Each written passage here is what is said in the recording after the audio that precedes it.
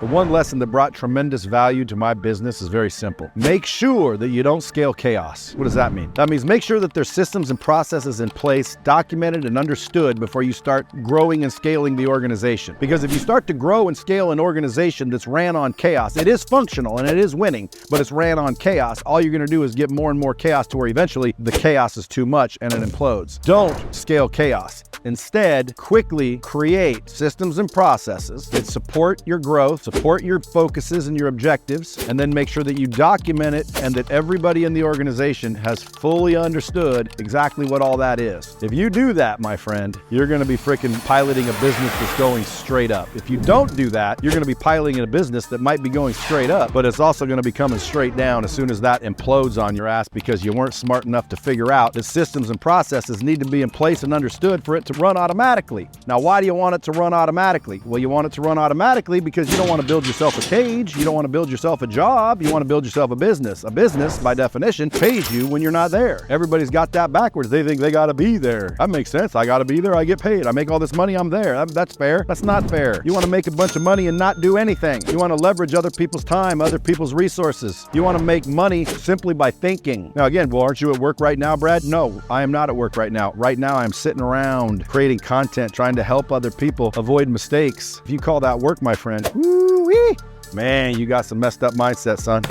Hey, you want to spend an hour a week with me helping you become a business badass? Well, check out my group in the link below. Here's what I told Alex. I said, if this right here is a job, you need to think again because this is school, especially for you young motherfuckers. If you think this is a job, you should probably quit because that'd make you stupid. Stupid don't cut it around here. A lot of people wonder what my policies are around here sometimes because, you know, they see me online, they want to know my policies. I say, around here, we've got a disciplinary policy that's called the 3 T's. You either train, you tolerate, or you terminate, right? And we don't tolerate. So now you're either training or you're terminating. It's one or the other and you let them decide so there's no personal feelings. So the choices are we're gonna train you, we're gonna tolerate you, or we're gonna freaking terminate you. And we're not gonna tolerate you. So that gives you 2 choices. Either terminate or train. Which one do you prefer? And then they say, well, I'd rather train than get terminated. Perfect. So let me introduce you to the new training program. And mind you, because you're not doing the job, you're learning to do the job, which makes you an apprentice. Allow me to introduce you to the new apprentice pay plan. Come on, can I get a 30% decrease? Yeah, why? Because you're in training, motherfucker. You obviously can't do the goddamn job. I got to train you how to do the job, which is fine. That's fair. But I'm not going to pay you to do the job I'm training you to do. I'm going to pay you for fucking training you the job, which might be a lot less than you're getting. That right there, hack, save a bunch of people a lot of headache, a lot of money. Come on. People are going to be like, this guy's an arrogant prick. And there's a lot of people think it wasn't funny. It wasn't funny at all. Well, I'm not looking for those people. I'm looking for people that think I'm funny. Okay? Why do I want to find a bunch of people that don't like me? That's how the universe filters people out. You be yourself. The people see who you are. The ones that don't like you don't follow you. The ones that like you follow you. Now, if you're like, well, I don't have any followers, maybe you're not being yourself.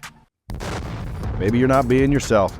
Ultimately, you want to get negative people out of your life mainly because frequency is what you frequently see. And so if you constantly see negativity, you're more than likely going to become negative. If you become negative, you are now on the downslope. You want to be on the climb. You want to be on the ascension. So in order to be on the ascension, you have to be positive and hopeful. And you can't hang around negative people and sit there and be positive and hopeful. Even the most positive and hopeful people hanging around constant misery, gloom and doom and negativity end up a little bit more depressed than they would have been had they just eliminated the negativity. So you need to eliminate the negativity because what you frequently see becomes your frequency, and you want your frequency to be fucking up here next to love and joy and happiness, not down here next to depression, anxiety, anger, jealousy, rage. You don't want that. You want it up here. How do you get it up here? You get rid of the jealousy and the hatred and the rage and the negativity and the depression. You eliminate it. How? By making a choice not to tolerate it. You get what you tolerate. Apologize and forgive yourself, because the relationship we're about to repair is the one you have with yourself. Step 2, you need to commit to do what you say you're gonna do. See, there's so many people out in the world that say, oh, I'm gonna do this on Monday, and then they don't.